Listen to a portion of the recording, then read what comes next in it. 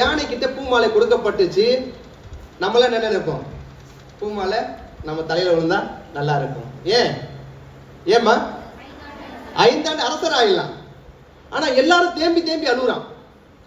இந்த யானை இந்த பூமாலையை என்கிட்ட போடக்கூடாதுன்னு அழுகுறான். ஏன் சார் அழுகுறான் அப்படின்னா, அங்க ஒரு வழக்கம் இருந்துச்சு அந்த ஊர்ல. என்ன சார் வழக்கம்? 5 ஆண்டுகள் அவர் அரசரா இருக்கலாம். 5 ஆண்டு முடிச்சதுக்கு அப்புறம் அவரை கொண்டு போய் அந்த பாலடைஞ்ச அந்த காட்டுல போய் விட்டுருவாங்க. அங்க விஷ ஜந்துக்களும் கொடிய விலங்குகளும் நிறைந்த அந்த பகுதி. ஒரு தடவை விட்டுட்டா அடுத்த நாள் அவரால் உயிரோட எல்லாம் வர முடியாது.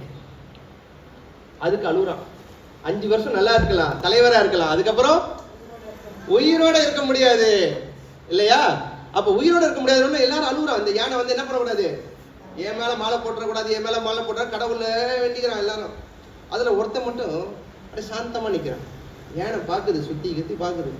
பார்த்ததுக்கு அப்புறம் ஏன்னா எல்லாருமே அழுகுறான், இவன் மட்டும் சாந்தமா நிக்கிறான். சரி, அவன் ஏதோ திட்டம் வச்சிருக்கிறான், அவனுக்கு போட்டுருவோன்னு சொல்லிட்டு அவனுக்கு போட்டுச்சு. எல்லாரும் சிரிக்கிறாங்க. ஏன் நம்ம மேல போடலையே அப்படின்னு அவங்களுக்கு சந்தோஷம். எல்லாரும் சிரிக்கிறாங்க. மாலை போட்டவனு சிரிக்கிறான். என்னடா இது ஒண்ணுமே புரியலையே அப்படின்னோட அவரு ஆட்சிக்கு வந்ததுக்கு அப்புறம் 1ஆம் ஆண்டுல செஞ்ச வேலை, தன்னுடைய படை வீரர்களை அனுப்பி அந்த விஷ ஜந்துக்கள் இருக்கக்கூடிய அந்த காட்டுல விஷ ஜந்துக்களை அழிக்கிறார். 2ஆம் ஆண்டு அங்க இருக்கக்கூடிய அந்த நிலத்தை விவசாய நிலமா மாத்துறார். 3வது ஆண்டு இங்க இருக்கக்கூடிய விவசாயிகளை அந்த ஊருக்கு அனுப்பி விவசாயம் செய்ய வைக்கிறார். 4ஆம் ஆண்டு வரக்கூடிய வெளிநாட்டிலிருந்து வரக்கூடிய வணிகர்களை அந்த நாட்டுக்கு கொண்டு போய் காட்டி, இங்க விளையக்கூடிய விளைச்சல் மிக அற்புதமாக இருக்கிறது, இங்க நீங்க என்ன பண்ணலாம், வணிகம் செய்யலாம் என்று அங்க காட்டுறார். 5ஆம் ஆண்டும் இதை தொடர்கிறது. 5ஆம் ஆண்டு இங்க நிறைவடைகிறது. எல்லாரும் அழுதுகிட்டே போன அந்த அரசர்களுக்கு முன்னாடி இவன் சிரிச்சுக்கிட்டே போறான். அது இப்ப எப்படி இருக்கு?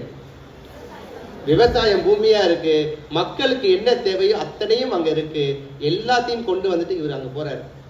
இது இந்த கதையிலிருந்து நமக்கு என்ன சார் தெரிய வருது அப்படின்னா, நாம முதல்ல எப்பேற்பட்ட சூழ்நிலை வந்தாலும் அந்த சூழ்நிலையை மதியால் வெல்லலாம் என்ற அந்த ஞானம் நமக்கு இருந்தால் போதும். நீங்க எங்க பண்ணலாம்?